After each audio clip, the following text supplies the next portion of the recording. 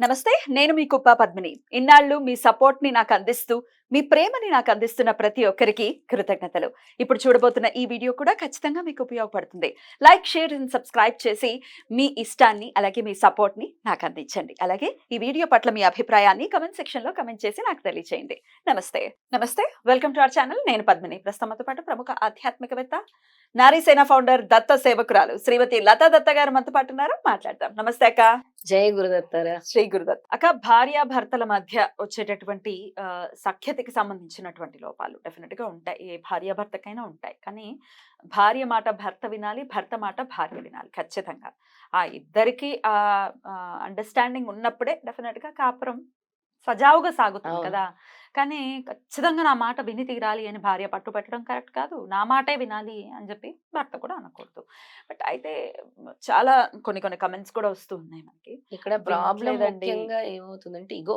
ఈగోనే. డెఫినిట్‌గా ఈగోనే. అహంకారము. హ్మ్. అహంకారం ఎలాంటి అహంకారం అనంటే, నువ్వు ఇంట్లో ఉంటావు గదా ఖాళీగా. నువ్వేం జేస్తున్నావు?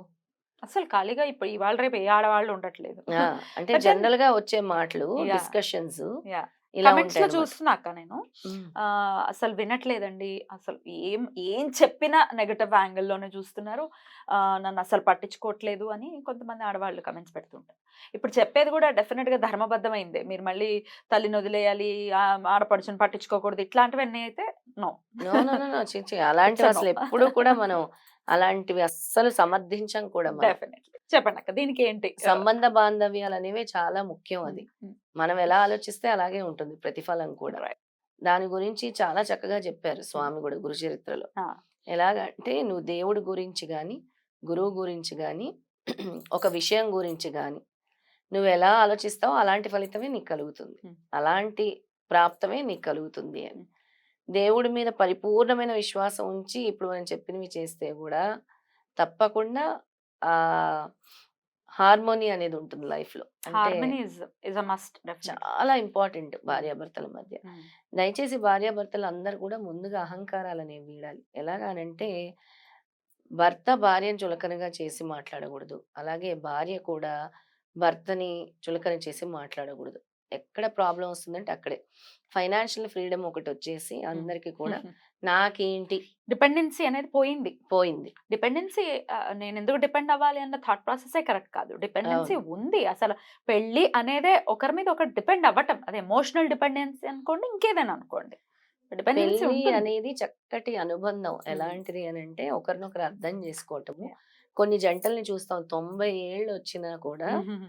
90 ఇయర్స్ వచ్చినా కూడా అదే ప్రేమ, అదే కేరింగు, అదే షేరింగు. హ్మ్. ఏదైనా ఆవిడతో చెప్పకుండా చేయను. ఏదైనా ఆయనతో ఆ! చెప్పకుండా చేయను. ఇది కదా ప్రేమంటే. ఇది కదా ప్రేమంటే. ఎంతమందిని చూసాము అలాంటి వాళ్ళని కూడా. హ్మ్. హ్మ్. చాలా చక్కగా ఎంత ముచ్చటేస్తుందో మనకి కొన్ని వాళ్ళని వీడియోస్ చూస్తే. గూడా వస్తూ ఉంటాయి. నోట్లో భార్య పెడుతూ ఉంటుంది. అసలు అవును. భలే అనిపిస్తుంది. చాలా అనిపిస్తుంది. యాహ్! ఇంకా దీనివల్ల హస్బెండ్ అండ్ వైఫ్ ఇద్దరు తెలుసుకోవాల్సిన విషయం ఏంటి అనంటే, మీరు గొడవ పెట్టుకోవటం వల్ల మీ పిల్లల మనసు మీద ఎలాంటి ప్రభావం చూపుతుంది. ఫస్ట్ పాయింట్ అది గుర్తుపెట్టుకోవాలి పద్మిని ఎవరైనా. చాలా ఈజీ భార్య భర్తనంటాం, భర్త భార్యనంటాం. ఓకే. రేపొద్దున నీ పిల్లల మీద ఎలాంటి ప్రభావం పడుతుంది? నీ పిల్లలు ఎలా తయారవ్వబోతున్నారు? నీ పిల్లలు ఎలాంటి డిప్రెషన్‌కి గురవుతున్నారు? నీ పిల్లలు దాన్ని ఎలా తీసుకుంటున్నారు అని మీకేమైనా అర్థమవుతుందా? అని నేను ప్రశ్నిస్తున్నాను. పిల్లల ముందు అన్నీ మాట్లాడుకుంటారు. పిల్లల ముందు అన్నీ జేస్తారు. హ్మ్. భార్యను తక్కువగా చూడడం, భర్తను తక్కువగా చూడడం 2 జరుగుతున్నాయి ఈనాటి సమాజంలో. కానీ పిల్లల గురించి ఆలోచిస్తున్నారా మీరు? హ్మ్. పిల్లల మీద ఎలాంటి ప్రభావం పడుతుంది? వాళ్ళ సంగతేంటి? రేపొద్దున్న ఇలాంటి దాని వల్ల వాళ్ళు మొండిగా మారిపోయే అంటే యాటిట్యూడ్ మొత్తం మొండితనం వచ్చేస్తది వాళ్ళకి. ఎలాంటి మొండితనం అనంటే ఇంక వీళ్ళ చేయి జారిపోయే మొండితనం. కొంతమంది డిప్రెషన్‌కి లోనవుతారు. కొంతమంది చదువు అసలు కాన్సంట్రేట్ చేయలేరు. హ్మ్. కొంతమంది ఎప్పుడు చూసినా భయం. అవును. భయంతో బ్రతుకుతారు. ఏ క్షణాన ఏమవుతుందో. మా అమ్మ, నాన్న తగువులు పెట్టుకుంటారు. అమ్మో! విడిపోతారేమో. విక్టిమ్స్‌గా మారేటటువంటి పరిస్థితి ఉంటుంది. విక్టిమ్స్‌గా మారేటటువంటి పరిస్థితి మరి ఎంతో మందిని జూస్తున్నాం. ఏం సంఘ చేయమంటారక్క మరి? విద్రోహక శక్తులు గూడా డెఫినైట్‌లీ. దీనివల్లే తయారవుతారు. హ్మ్. ఏం జేయాలి అనంటే ముందు పీస్ అండ్ హార్మోనీ ఉండాలి ఇంట్లో. ఒక నెగెటివ్ ఎనర్జీ అనేది పోవాలి.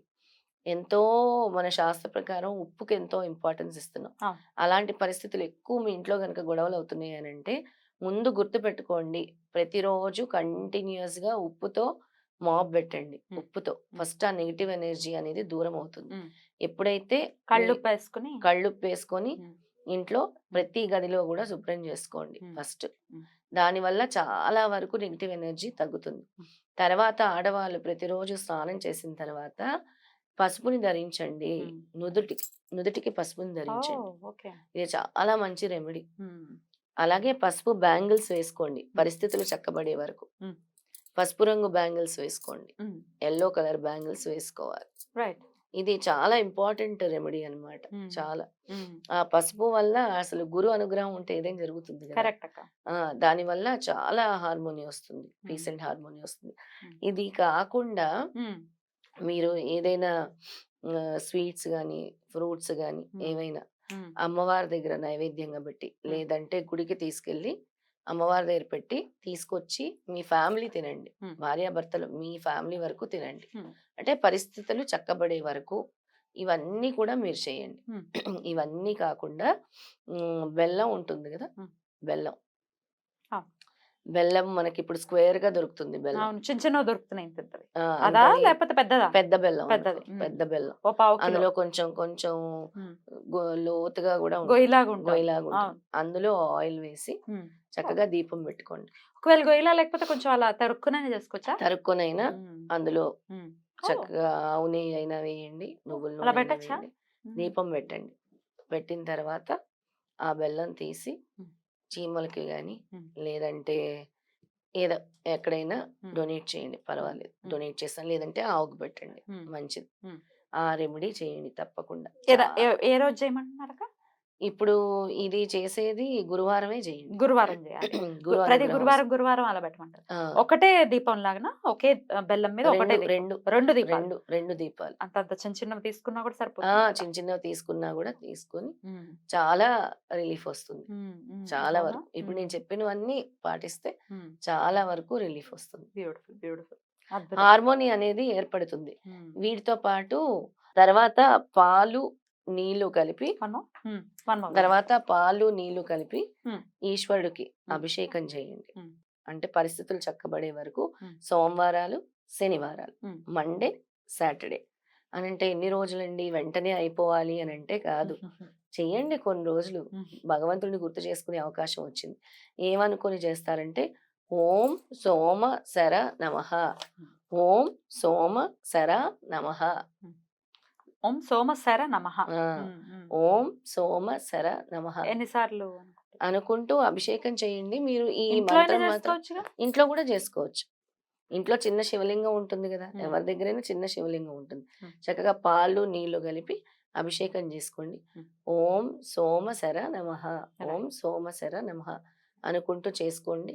దీన్ని ఒక 21 సార్లైనా జపం జేసుకోండి. 108 సార్లైనా జపం జేసుకోండి. రైట్ అక్క. చాలా బ్యూటిఫుల్ రెమెడీస్ చెప్పారు డెఫినిట్‌గా. బెల్లంతో దీపారాధన అసలది విజువలైజ్ ఫాలో చేసుకొని భార్యాభర్తలు ఎప్పుడూ సఖ్యంగా ఉండాలి.